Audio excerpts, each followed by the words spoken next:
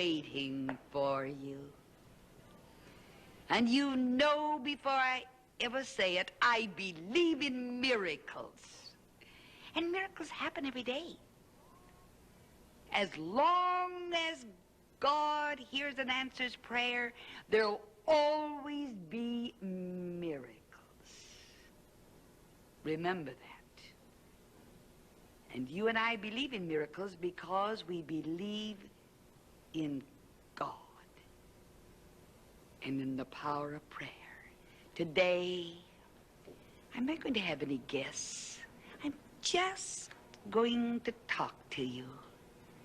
I hope that you'll have your Bibles out and that somehow I can make Jesus a little more real to you. You've heard about these wonderful miracles, and yet the greatest need in that life of yours is for the spiritual healing, the great spiritual touch. Many of you folk know that Dr. Freiling is the pastor of the First Covenant Church in Minneapolis, a very marvelous church, a very conservative church. And Dr. Freiling was one of the pastors of Minneapolis who cooperated with us when we were there in a service recently. And Dr. Freiling was sitting on the platform with other pastors.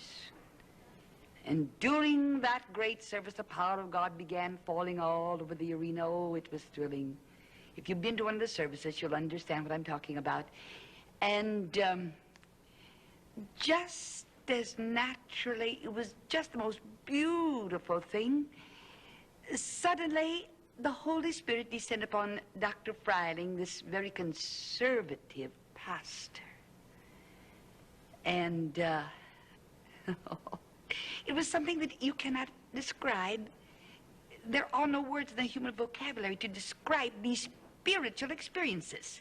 Well, it was 3 or 4 days after this beautiful spiritual experience that I received this personal letter from Dr. Freiling, and I want to just share with you one paragraph of a personal letter that he wrote to me.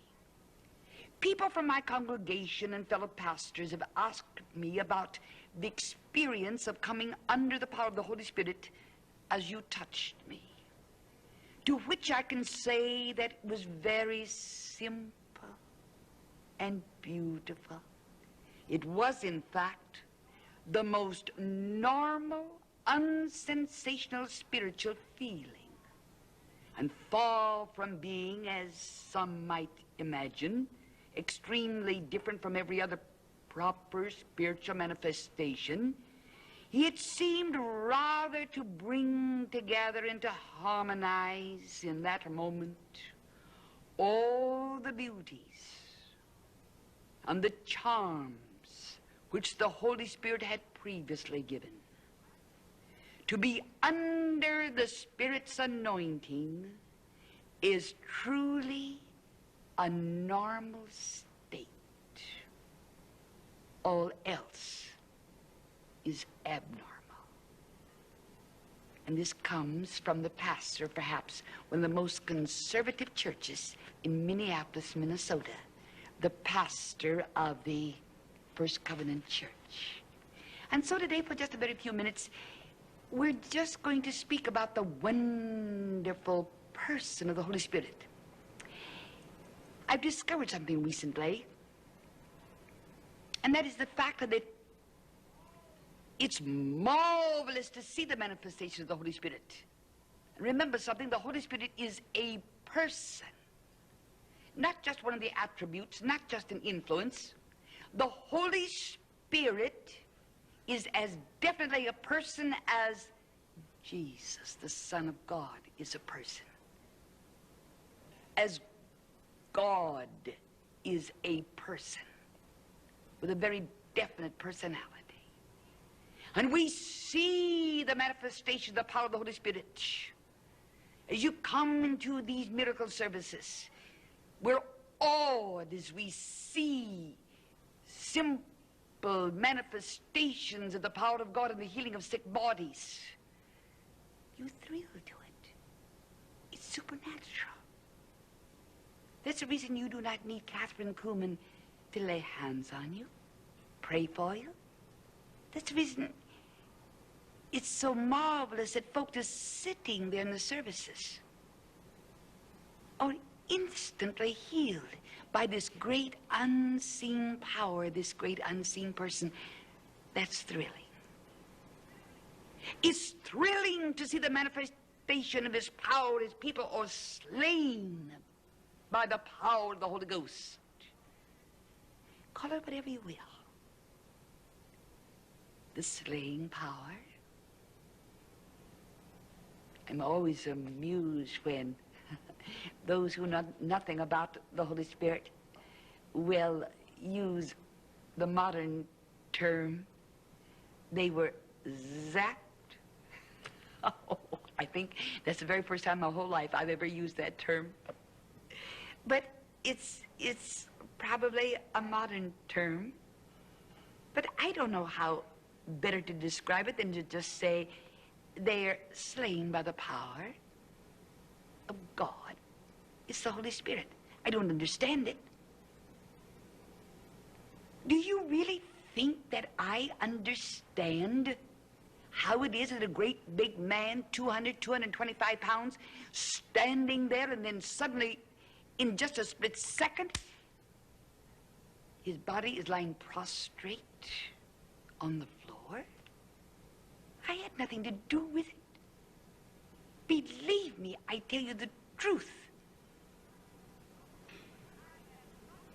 I have not one thing to do with the slaying power of the Holy Spirit, and I do stand there awed. I can't give you an explanation, except for the fact that perhaps these old physical bodies of ours are not geared for so much power. Maybe that's the reason before we can stand and see God face to face. For the Word of God says that no man hath seen God. Before we can stand in His holy presence, this which is mortal must put on immortality. This which is corruption must put on incorruption, because He's a holy God. And these mortal bodies of ours can't stand in the presence of such holiness. These physical bodies that are open to sickness and sin, this physical, this corruption, just isn't geared for God's holiness and geared for so much power. But when we stand in His glorious presence after the old heart has taken its last beat, we'll have resurrected bodies, new bodies, glorious bodies. Oh, that's thrilling. It's marvelous to see the manifestations of the gifts of the Spirit. And I believe in the gifts of the Spirit with all of my heart. And to see these gifts being manifested. But that's not what I want to talk about today, not really. I believe that there are literally thousands and thousands of men and women who are in the great charismatic movement, who see only the manifestations of the power of the Holy Spirit, who know very little about the person of the Holy Spirit. Do you know Him as a person? It's the greatest experience in the world. Paul knew that experience. He knew. Paul not only knew the power of the Holy Spirit, but he also also knew the person and the personality of the Holy Spirit. That's why he wrote, "Oh, the grace of the Lord Jesus Christ. Who can fathom it? And where would any of us be this very hour were it not for that matchless grace?" And he continued, "And the love of God. Who can fathom the love of God?" And yet we see it manifested constantly in our lives and in the lives of others. But Paul didn't stop there. And the fellowship and the communion of the Holy Ghost. Oh, that fellowship.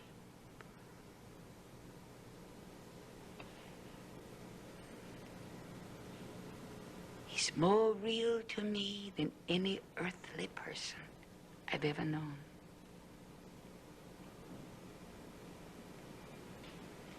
You know, a consecrated life is a lonely life. I would lie if I were to tell you that it wasn't a lonely life. It is. You say, Kathryn Kuhlman, are you talking about the fact that your life could possibly be a lonely life? You don't understand. You don't really understand. There are thousands and thousands of people that surround you constantly. Thousands of people. And yet, when it's a consecrated life,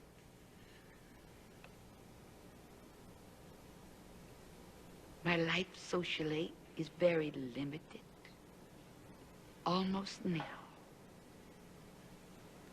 It's because, you see, I'm busy doing the Master's work. But there is a fellowship that I know that is greater than any human fellowship that any human being has ever known. There's a closeness. There is a communion with him that's the most priceless thing that I have in this life of mine. Paul knew it. That's the reason he spoke of that communion. And the Word of God speaks of this fellowship like this: as many as are led of the Spirit. And there are thousands today professing the power of the Holy Spirit, professing the fullness of the Holy Spirit, who know practically nothing about this being led of the Spirit. And remember something, when you're being led, you follow. You do not do the leading. Do you really know what it means to be led of the Spirit, to follow him? There's a closeness. I tell you the truth. You say to me, how can it be in the Spirit, Miss Kuhlman? How can it be in the great service when you call out a healing away up in the balcony and there are thousands there and you can't even see in that top row of the balcony, and yet you sense, you know, the Holy Spirit bears witness to that one's healing. No, my friend, it is not ESP, and I beg of you, please, do not label it as ESP. I know nothing about ESP whatsoever. I've never read a book. I've never read anything regarding ESP. I know something that is greater. I know of a person. I know of a power. I follow him, I am led of him, and I become so sensitive to him. Totally unaware of the throngs out there. I'm only conscious of the leading of the Spirit.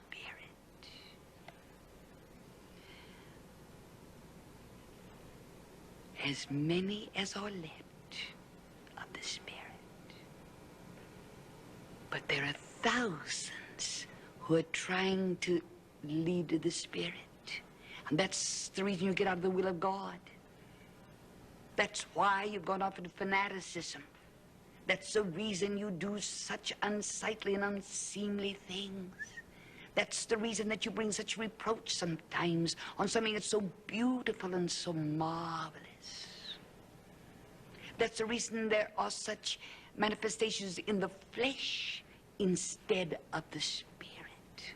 The Holy Spirit is not a person or a power that you and I can use. The Holy Spirit must always use the vessel, the surrendered vessel. Then I want you to see something else that's so marvelous. When you really know the person of the Holy Spirit. I believe that there's a time in every life, I don't care who you are, I don't care how deeply spiritual you may be, when you do not know the perfect will of God, when you do not know how to pray. As a woman said to me the other day, I had entered a shop, and she confided in me. And she said, you know, we've just found out my mother has cancer, and I don't know how to pray. I don't know whether to pray that God will take her because it's his time to take her, or whether to pray for a healing for a physical body. Or perhaps you have come to the edge of your Red Sea and you do not know just how to pray. It's most difficult sometimes. But remember something. There is one who knows the perfect will of God, the one who is perfect wisdom, the one who is perfect knowledge. And when you get to a place and you do not know how to pray, and you're spiritual enough, when you come to that point of surrender, where you have surrendered your will to the will of God, and two wills become one will. I'm telling you something that you may not need tomorrow or the day after, but as surely as you're a part of humanity, you're going to need the very thing that I'm saying to you this very hour. When you can get to the place where you have no will of your own in a given matter, and you have completely yielded the will in that matter to his will, and two wills become as one, his will, and you leave the matter completely to the wisdom of the Holy Spirit, he will intercede for you. He'll come before the throne of God and pray with you and through you and in you. And you cannot miss the will of God. I promise you. Do you know the Holy Spirit in that prayer life of yours? Where you do not fight against the will of God.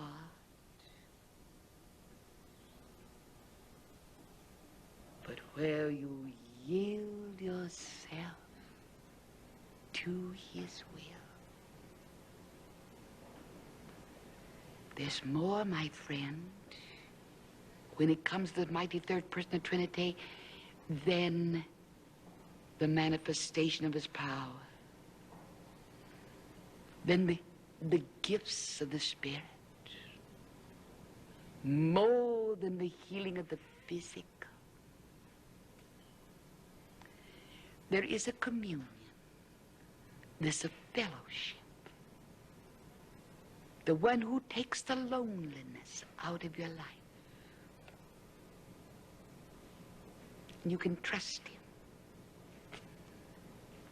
Jesus trusted him, and he knew him better than I've ever known him. And I feel that if Jesus could trust him, surely I can trust him. I can trust him to lead me. I can trust him to guide me. I can trust him to protect me and to overshadow me with his divine presence.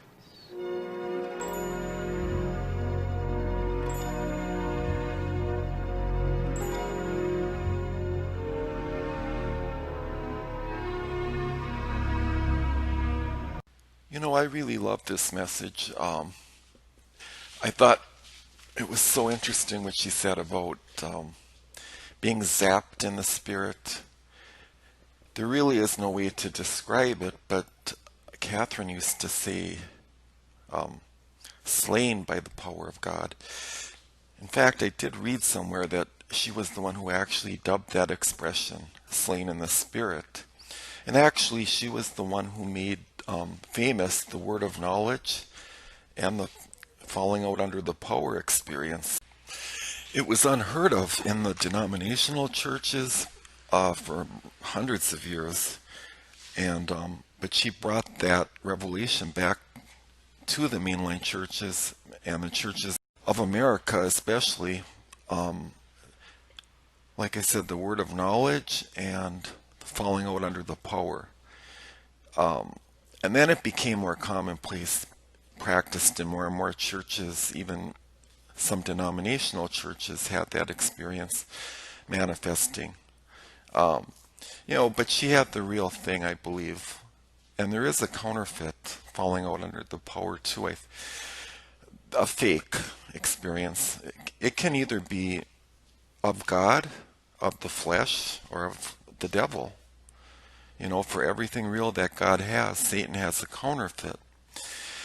But, I thought that was a really, really good message. She talked about the loneliness of the consecrated life, because she really did have the consecrated life, and she was surrounded by thousands of people. Can you imagine? And yet, in the natural, she felt alone, lonely. But for the fact that she had the Holy Spirit, her best friend, she said that was the greatest experience of her life, knowing that fellowship and that communion of the Holy Spirit. So I hope you guys were all blessed by this video. There will be more to come. God bless. Bye.